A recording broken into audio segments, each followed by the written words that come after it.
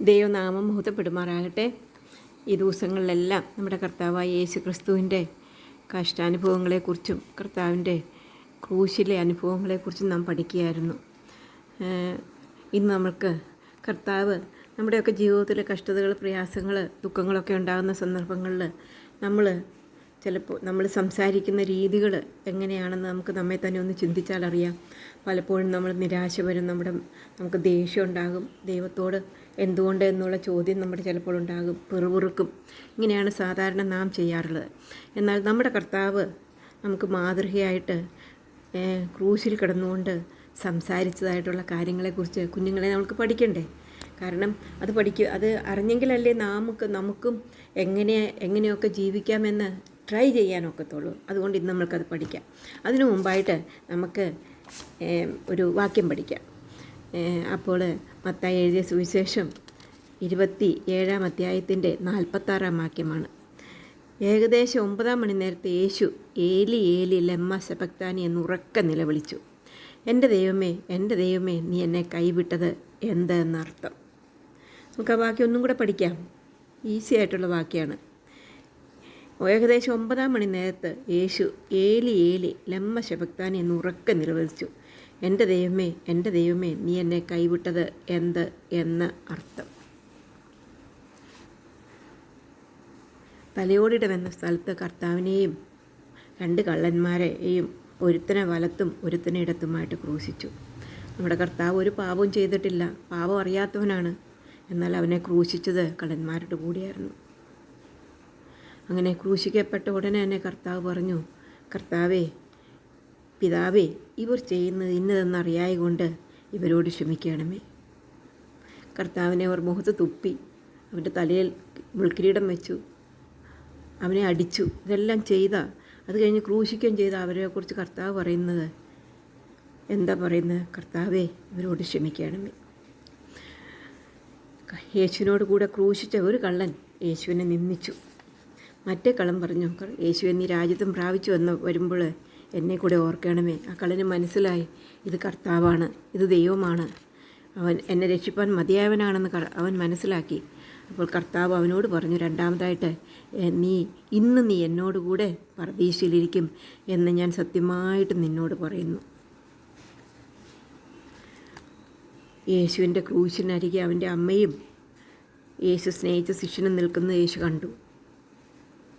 അപ്പോൾ കർത്താവ് അമ്മയോട് പറഞ്ഞു, സ്ത്രീയെ ഇതാ നിൻ്റെ മകൻ എന്ന് അമ്മയോട് പറഞ്ഞു. പിന്നെ ശിഷ്യനോട് പറഞ്ഞു, ഇതാ നിൻ്റെ അമ്മ എന്ന്. ആ നാഴിക മുതൽ ആ ശിഷ്യൻ അവളെ തൻ്റെ വീട്ടിൽ കൈക്കൊണ്ടു. ഇത്ര വേദന അനുഭവിക്കുന്ന സമയത്തും മറ്റുള്ളവരെ കരുതുന്ന, മറ്റുള്ളവരെ സ്നേഹിക്കുന്ന ഒരു സ്നേഹവാനായ കർത്താവിനെ നമുക്കവിടെ കാണുവാനായിട്ട് സാധിക്കും. ഏകദേശം 6 മണി നേരം മുതൽ 9-ാം മണി നേരത്ത് വരെ ദേശത്തെല്ലാം ഇരുട്ടുണ്ടായി. 9-ാം മണി നേരത്തെ യേശു പറഞ്ഞു, ഏലി ഏലി ലമ്മ ശബക്താനി എന്ന് ഉറക്കെ നിലവിളിച്ചു. എൻ്റെ ദൈവമേ നീ എന്നെ കൈവിട്ടത് എന്തെന്നർത്ഥം. പിതാവായ ദൈവത്താൽ പോലും കൈവിടപ്പെട്ടവൻ എന്ന് തോന്നുമാറ് പാപമറിയാത്തവനെ നാം അവനിൽ ദൈവത്തിന് നീതിയാകേണ്ടതിന് അവൻ പാപമാക്കി, നമുക്ക് വേണ്ടി പാപമാക്കി. ആ നിമിഷം പിതാവായ ദൈവത്താൽ പോലും കൈവിടപ്പെട്ടവനായിട്ട് കർത്താവ് പ്രാർത്ഥിച്ചു, എൻ്റെ ദൈവമേ നീ എന്നെ കൈവിട്ടതെന്ത്. അതിനുശേഷം യേശു പറഞ്ഞു, എനിക്ക് ദാഹിക്കുന്നു. അവർ പുളിച്ച വീഞ്ഞ യേശുവിന് കൊടുത്തു. യേശു പുളിച്ച വീഞ്ഞ കുടിച്ച ശേഷം നിവൃത്തിയായി എന്ന് പറഞ്ഞു. യേശു പിന്നെയും ഉറക്കെ നിലവിളിച്ചു, പ്രാണനെ വിട്ടു. അപ്പോൾ മന്ദിരത്തിലെ തിരശീല മേൽ തൊട്ട് അടിയോളം 2ആയി ചീന്തിപ്പോയി.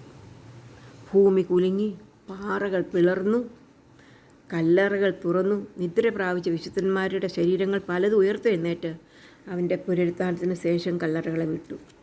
വലിയ ഭൂകമ്പം ഉണ്ടായി. ഇത് കണ്ടപ്പോൾ ശതാധിപനും മറ്റുള്ളവർക്കും മനസ്സിലായി യേശു ദൈവമാണെന്ന്. അനേകർ കർത്താവിനെ വിശ്വസിപ്പാനായിട്ട് ഇടയായിട്ട് തീർന്നു. നമുക്ക് ആ വാക്യം ഒന്നും കൂടെ പഠിക്കാം, മനപ്പാഠം. മത്തായി എഴുതിയ സുവിശേഷം 27-ന്റെ 46-ാം വാക്യം. ഏകദേശം 9-ാം മണി നേരത്തെ യേശു ഏലി ഏലി ലമ്മ ശബക്താനി എന്ന് ഉറക്കെ നിലവിളിച്ചു. എൻ്റെ ദൈവമേ നീ എന്നെ കൈവിട്ടത് എന്ത് എന്നർത്ഥം. അനേക ഗുണപാഠങ്ങൾ ഇതിൽ നിന്ന് നമുക്ക് പഠിക്കാനുണ്ട്. ഒന്നാമതായിട്ട് യേശുവിനെ ഉപദ്രവിച്ചവരെ കർത്താവ് ക്ഷമിക്കുകയും അവർക്കായി പ്രാർത്ഥിക്കുന്നു. അതുപോലെ നാമും മറ്റുള്ളവരോട് ക്ഷമിക്കുകയും അവരെ ഓർത്ത് പ്രാർത്ഥിക്കുകയും ചെയ്യേണ്ടത് ആവശ്യമാണ്. രണ്ടാമതായിട്ട്, പ്രവൃത്തിയാലല്ല വിശ്വാസത്താലാണ് രക്ഷ എന്നുള്ളത് കള്ളൻ്റെ ജീവിതത്തിൽ നിന്ന് നമുക്ക് മനസ്സിലാക്കുവാനായിട്ട് സാധിച്ചു. അവനൊരു പ്രവൃത്തിയും ചെയ്തിട്ടില്ല, അവൻ കള്ളനായിരുന്നു. എന്നാൽ കർത്താവിനോട് പറഞ്ഞു, അവൻ വിശ്വസിച്ചു. അതുകൊണ്ട് കർത്താവിനോട് പറഞ്ഞു, ഇന്ന് നീ എന്നോടുകൂടെ പരദീശയിലിരിക്കും. മൂന്നാമതായിട്ട്, വേദന നിറഞ്ഞ സമയത്തും തൻ്റെ അമ്മയെ കരുതുന്ന, അമ്മയെ സ്നേഹിക്കുന്ന സ്നേഹവാനായ കർത്താവിനെ നമുക്ക് കാണാനായിട്ട് സാധിക്കും. നാലാമതായിട്ട്, ഭൂകമ്പം, മരിച്ചവരുടെ ഉയർപ്പ്, ഇത് മുഖാന്തരമായിട്ട് അനേകർ യേശുവിൽ വിശ്വസിക്കുവാനായിട്ടും ശതാധിപനും യേശുവിൽ വിശ്വസിക്കുവാനായിട്ട് ഇടയായിട്ട് തീർന്നു. യഹൂദനും ജാതിയും എന്ന വ്യത്യാസം ക്രിസ്തുവിൽ ഇല്ല എന്നുള്ളത് തിരശീല മേൽത്തൊട്ട് അടിയോളം കീറിപ്പോയി എന്നതെന്ന് നമുക്ക് മനസ്സിലാക്കുവാനായിട്ട് സാധിക്കും. അഞ്ചാമതായിട്ട്, നമ്മുടെ പാപമേ ക്രിസ്തു ഏറ്റെടുത്തപ്പോൾ പിതാവിനാൽ പോലും കൈവിടപ്പെട്ടവനായിട്ട് തീർന്നു. നമുക്ക് പ്രാർത്ഥിക്കാം. സ്നേഹവാനായ ദൈവമേ, നല്ല സമയത്തിനായിട്ട് സ്തോത്രം. ഞങ്ങൾക്ക് തന്ന പാഠത്തിനായിട്ട് ഞങ്ങൾ നിന്നെ സ്തുതിക്കുന്നു. ഞങ്ങളുടെ കർത്താവിനെ പോലെ ഞങ്ങളും ഇമ്പമായിട്ട് സംസാരിപ്പാൻ, മറ്റുള്ളവരെ ക്ഷമിക്കുവാൻ ഞങ്ങളെ സഹായിക്കണം. ദുഷ്ട നിറഞ്ഞ ലോകത്തിൽ കർത്താവിനായിട്ട് ജീവിപ്പാൻ, കർത്താവിനെ മുഹൂർത്തപ്പെടുത്തിക്കൊണ്ട് ജീവിപ്പാൻ ഞങ്ങളെ സഹായിക്കണം. കർത്താവ് പരീക്ഷയിൽ ഞങ്ങളെ വിടുവിക്കണം. പാവമില്ലാത്തവരായിട്ട് ജീവിപ്പാൻ ഞങ്ങളെ സഹായിക്കണം. ഞങ്ങളുടെ പ്രാർത്ഥന കേട്ടതുകൊണ്ട് സ്തോത്രം. യേശു കർത്താവിൻ്റെ നാമത്തിൽ താഴ്മവിനയമായിട്ട് അപേക്ഷിക്കുന്നു. ആമേൻ. കുഞ്ഞുങ്ങൾക്കിത് ഇഷ്ടപ്പെട്ടെങ്കിൽ എന്ത് ചെയ്യണം? സബ്സ്ക്രൈബ് ചെയ്യണം. മാത്രമല്ല ഷെയർ ചെയ്യണം.